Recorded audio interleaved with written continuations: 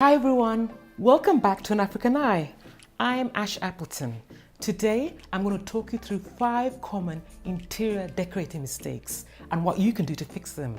So stay tuned and let's see how many of these styling crimes you're guilty of. Number 1, no sense of arrival. Like you literally walk through the front door and you're bang smack in your living space. So this is a problem I had here in my apartment. So what I've done is create anticipation. I put this bookshelf and that acts as a passageway. It blocks the front door. So you lead people to where you want them to look first. And in my case, it's at this artwork. And this artwork sets up a sense of what my space is all about. So think about how you can do this. Lots of ways.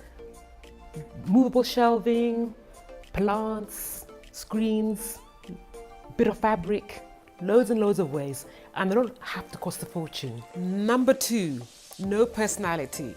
There's no clue about who you are or where you live. For me, as soon as you walk in, you're like, okay, Ash loves color. That's the first thing you notice, right? Ash is color mad. And then the little clues. I live in Kenya, I live in Nairobi, I'm African. And you can see this in the reference points to that in my artwork, things I buy. I'm a photographer. Look at the books I collect. So many interiors are stuff from China or Dubai. There's nothing wrong with this per se, but the thing is, what are you saying about yourself? What are you saying about the things you like, the things that inspire you? So think about how you can inject personality into your interior. It doesn't have to cost a fortune. We have markets, little craft fairs. There's so many places and opportunities to pick up stuff that's going to say something about who you are. Number 3, unzoned living spaces. For many of us, we live in open plan apartments, so we don't have the luxury of separate dining rooms, living rooms, studies, media, kitchens. It's all one big space. So if you've got this kind of a setup, you really need to zone it. So here, this is my living area. This is where I relax, I watch TV, I entertain, I have people coming around. So what I've done in this space is created a sort of a different feel in the same room. So in my living area, it reflects more of the African art and accessories. And in the dining end of the room, I went for a different vibe. It's more London, if you get my meaning, because London is basically my second home and I wanted to bring a little bit of that to Nairobi. So that's what I've done here. So I've played down the African art. You can see with this piece of art and sort of whimsical accessories, but then generally the scheme still ties together. Number 4, and this one gets me every single time, is when you allow the TV to dominate your scheme.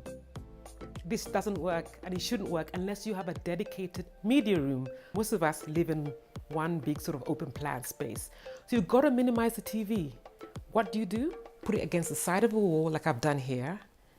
Decorate around it so that your eye is drawn away from it.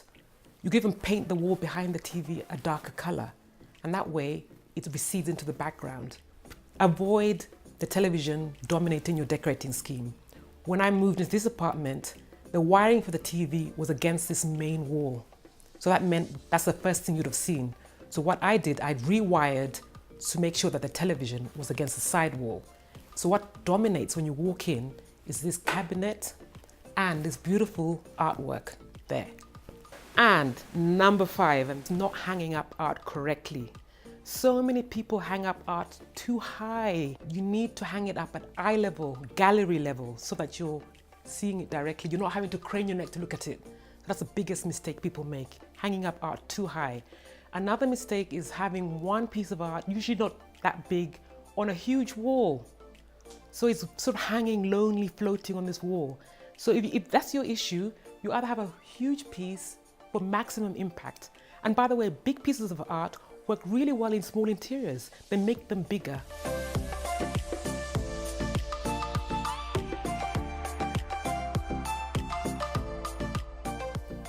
So there you go. I hope this was helpful. 5 common interior styling mistakes and what you can do to fix them. No sense of arrival, zero personality, unzoned spaces, the TV dominating the scheme, and art hung incorrectly. Let me know what you think. I'm here to help. Shout out, like this video, subscribe, tell your friends, hit the notification button, and I'll see you soon. Bye.